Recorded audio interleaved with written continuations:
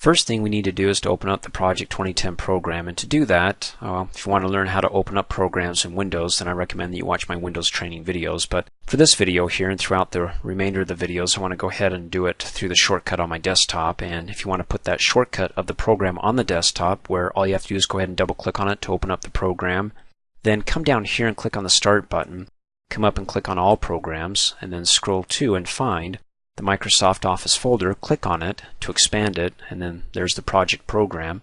Give it a right click, and then in the shortcut menu that opens up, come up here and hover over Send To, and then go over to the next shortcut menu and click on Create Shortcut, where it's going to be on the desktop. Go ahead and click on it. Let me click off of it, and it'll put it right here. So all you have to do is go ahead and double click on the shortcut, opens up the program, there you go.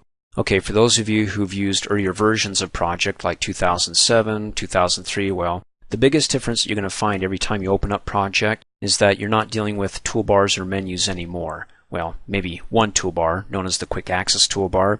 Let me go ahead and go over the view, what you're seeing here every time you open up Project. By coming up here in the upper left-hand corner, I'll work from left to right, then from top to bottom. So in the left-hand corner, we've got the green icon or logo, P for Project. To the right of that, you have what's known as the Quick Access toolbar. It's called that because you can quickly access the commands or tools on the toolbar in a single click, like the Save command. Hover over that, gives you the pop-up, says Save. Go ahead and click on it. It'll save your project. And then over to the right of that, we've got the title bar. And every time you open up Project, it'll have a generic title name like Project 1, Project 2, Project 3. You can go ahead and rename it when you save it and call it like My Spiffy Project or My Construction Project, whatever name you want to give it. And then to the right of that little dash there, you've got the name of the program. In case if you missed it over here, the green P, oh, I'm in the project program, you can always look up here and go, oh, I'm in the Microsoft project program. Then to the right of that, you have the Windows operating buttons here to work the window here to minimize it down, restore it down, or close out of it. You can learn more about that in my Windows training videos. And then below that, you have what's known as the ribbon. Now, the ribbon has all these commands, but it's trying to organize it into something that's coherent or makes sense. So, for example, you've got the Task tab, dealing all with tasks, the Resource tab, with all the resources that you'll use in your project, the Project tab, which has all the information that you want to get an overview about the project, like the project information if you want to create or look at custom fields, the View tab when it comes to viewing different parts of the project, then its contextual related tab, specifically tied to what you have selected down below. And then you have the Backstage View tabs called the File tab. So in other Microsoft Office programs, earlier versions, you had the File menu. Well, this is the File tab. Now, as you notice that when I click on each one of these tabs, it just changes the ribbon here. When I click on the File tab, it changes the whole screen, and it pulls me backstage. The reason why it's called that basically is because you're working behind the scenes, like maybe to save the project, which you can do from the Quick Access toolbar. And I'll show you how you can customize that to add more commands if you'd like. Get more information about the project, print the project, get more options to customize the project, the appearance of it, the display, when it comes to saving your project, things like that. Click Cancel. So that's the Backstage view. Now when you click on the File tab and you're back there and you're like, I don't want to be back here, I want to go back to the front stage, you can come up here and either click on one of these tabs to get back to the front, and then go ahead and work in your project, or let me click on File again. You can just click on the File tab again and it will take you to the last tab that you were at in the front stage view. So if I click on File again, it takes me to the task because that's where I last left off. If I go to the Project tab, click on File, then click on File again, it takes me back to the Project tab. Okay, go back to the Task tab here.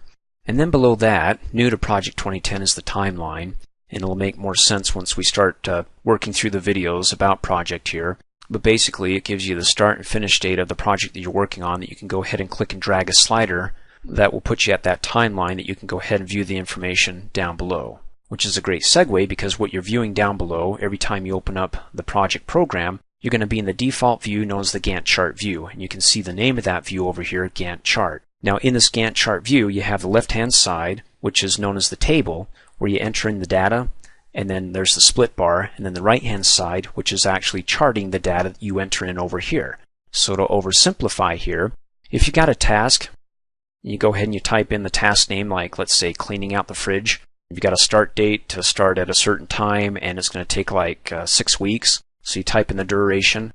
It'll go ahead and it'll chart that over here in the Gantt chart in a bar chart format.